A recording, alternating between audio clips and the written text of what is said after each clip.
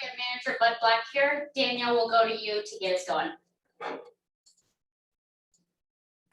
Oh, hi, Bud. Congratulations on game number 2000. Just, is there anything special about, getting that milestone and the win and just having it in San Diego? Well, it's, I'm just, I'm grateful to, so many people in this game to be able to, I guess, last this long and believe in, the coaching staff and I, and a couple of places I've been, and the players who've played for me have, always, put it out there for the team and the organization. So, I tell you, today was an example of the players playing hard, right? A couple guys down, Trevor with a little soreness, John Gray pitching great, Shashin hanging in there, Daniel getting the save, a couple, big swings from a couple veteran players, which is good to see.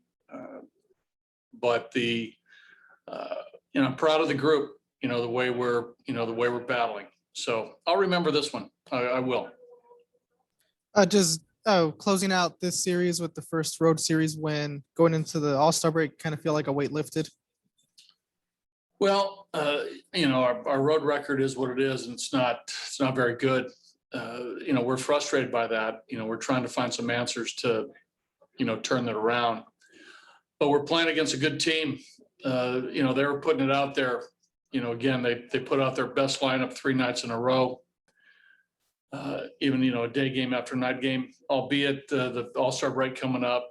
But our guy, we went toe to toe with them, and, we won 2 out of 3. And that first game was a good one too. So, our guys are playing hard, and they're trying to do the right things, and I appreciate that. And then just last question, how does it feel to wear the chain around your neck today?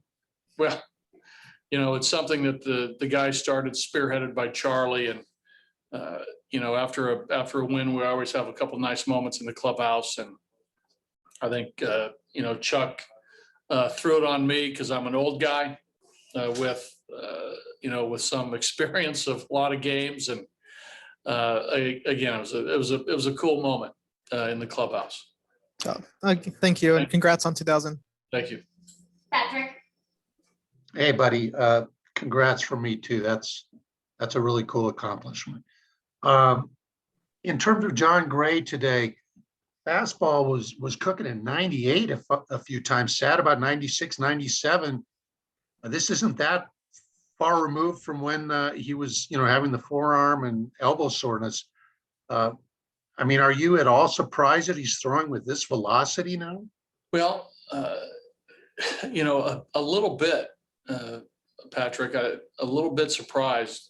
But again, I think it starts with, how John's feeling. I think a lot has to do with his delivery. His delivery looks really good. And I talked about earlier today about Herman, when you repeat your delivery and you're throwing the ball with confidence and you feel as though you know where the ball's going, things line up physically. And I think we're seeing the results of that with John. And again, it was coming out really good at, 90, anywhere from 94 to 98. You put the average on, it's probably 96. And, it's legit velocity. And the thing that, I'm talking to John about is the 4-pitch mix, not only the slider, which is, obviously well above average on a scouting scale, but the curveball and the change are coming into the repertoire too. So really super excited for where John is, and he feels good. He deserved that one just like Herman did. And last night, and Kyle pitched his, heart out on Friday night too, only to be, held back by the blister, but, super proud of our rotation. Yeah, that was going to be my next question for you, to throw a quick stat out at you from the Rockies notes. Lowest starters ERA over an 18-game span now, franchise history, and that ERA is approaching low 2s, like 2.10, something like that. You mentioned how proud you are. That really is kind of the bottom line. These guys have really worked hard. put in a lot to get to where this point, correct? Agreed. I think that, where they are in their careers with service time now and tenure, they know the responsibility of that role, starting pitcher, and what that means to a team. You cannot succeed without starting pitching. Any owner, general manager, field manager, coaching staff, team know the importance of that. And we feel good about our guys, and our guys, take that responsibility heavily. They understand the importance of it. And, we've talked about that since 2017 and what that means. Herman, Kyle, John, Antonio, when Tyler Anderson was here, when Bettis was here, now with, Lambert, Rollison, Chi, whoever's coming, the responsibility of a starting rotation and a starting pitcher is the backbone of success. And, right now I'm really happy with our group and how they're taking on that responsibility. And two small housekeeping things for me, if you don't mind, since we didn't talk to you pregame. Both Ryan McMahon and Brendan Rodgers did not play again today. They're just lingering effects from that virus. They'll be cool by, say, Friday. Yeah, I think they'll be fine by Friday. They're feeling better today. They were super wiped out. They were down. They hadn't eaten since yesterday. They got some food in them this morning, just a little bit. They kept that down. But those two guys were bad. And even Carlos Estevez, I know it didn't show you on the TV, but in the fifth inning, he came in from the bullpen, wiped out as well. He had picked it up. So hopefully, come Friday, everybody's back on their feet, 100%, strength gained back, and we'll be able to start that series against the Dodgers at full strength. But yeah, Mac and Brendan were unavailable again today. They were here at the ballpark trying hard to, I don't know if you try hard to feel better, but they wanted to be part of this game, but there was no way their strength was zapped. They were done. And the other housekeeping item, you had mentioned your probable rotation beginning with the Dodgers series. Have you solidified that yet? Yeah, we're really leaning towards Antonio, Chi, and Kyle. Okay, excellent. Thank you, buddy. Yeah. George, Hey, bud, congrats on 2000. I wanted to ask you about Chris. Obviously, got his first hit yesterday coming back from the IL, and then today he homers in his one at bat. Do you feel like he's back to his prior self? We hope so. We got the infield hit, and then he got the ball in the gap, well struck double, and then today the home run to center field. He's got sneaky power. For a guy a little compact, strong body.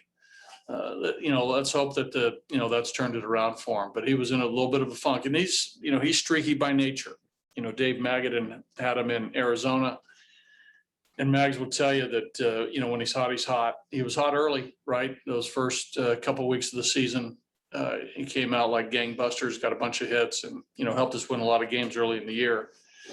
Then unfortunately he had the broken bone that set him back, and then just hasn't quite regained his form. And hopefully, these last couple of games have given him a little revitalization to, get back on track offensively.